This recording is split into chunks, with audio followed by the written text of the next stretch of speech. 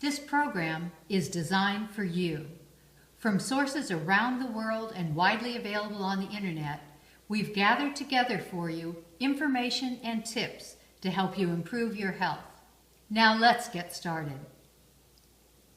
The primary risk factor for type 2 diabetes is being overweight. The reason is simple. The more fatty tissue you have, the more resistant your cells become to insulin. As glucose moves through our bloodstream, our pancreas produces a hormone called insulin. Insulin is the gatekeeper of our cells. It opens the door, allowing glucose to enter and be used for our energy needs. Without it, our cells can't be fed. What if we eat more than we need? Well, along with our brain cells and muscle cells, we also have fat cells. Our cells never eat more than they need, so when we have more glucose than our cells can use, the excess amount is stored in our fat cells where it is converted into free fatty acids.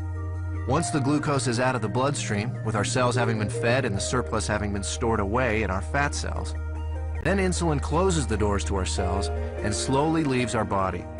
When our body needs more energy, or glucose, and we don't have any food handy, it turns to the fat cells and the free fatty acids stored inside them. The free fatty acids leave our fat cells and go right back into the bloodstream to feed all our other cells. They don't need insulin to open the cell doors. That's why they're referred to as free fatty acids. This natural process of storing fat when you have too much glucose and burning fat when you don't have enough glucose is how your body was designed to work. And in a perfect world, eating a perfect diet, everything works perfectly.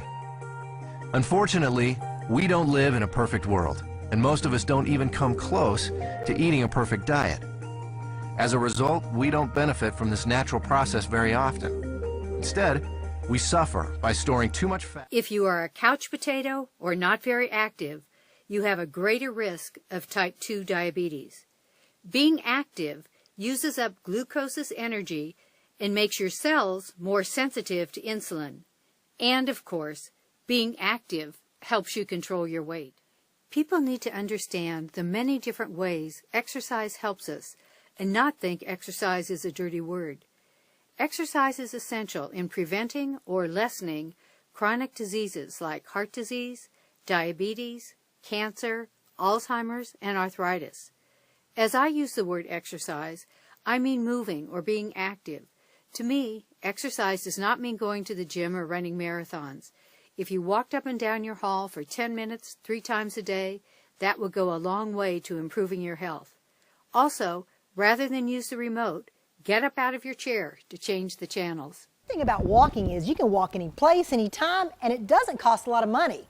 A good pair of sneakers and maybe $10 for a pedometer, and you're on your way. The great thing about pedometers, too, is that they motivate you to see how many steps you're getting in per day.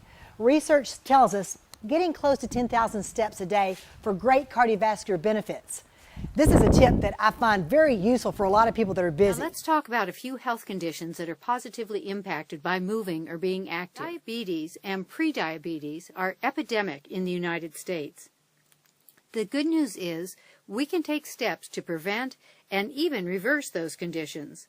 One of those steps is to get moving, because when people do, it helps to improve sugar metabolism and insulin sensitivity. All that for moving. Time to go for a walk or work out in your garden. We were born to move, and until relatively recently, we did. Now, thanks to technology, we can run many things in our home while sitting in a chair and pushing a button. Before the remote control, we had to get up to change the television. Now, people can sit in their chair for hours without ever getting up. Our bodies hate this. We were born to move, to find our food, shelter, and survive. Movement was a part of our lives, not something we set aside time to do. Now, however, on the average, U.S. adults spend 60% of their time sitting, and in many instances, far more. Even our chores are not as strenuous or as movement intense as they used to be. While it's true your risk for type 2 diabetes increases if other members of your family have it, that doesn't mean you will get it. When you think about it, family members tend to have the same lifestyle in terms of their eating and activity, so it may not be a matter of diabetes genes at all. The good news is you can turn off that genetic susceptibility by making healthy food choices and being active. Thanks so much for watching. We look forward to sharing more information with you on our next video in the Focus on Diabetes series.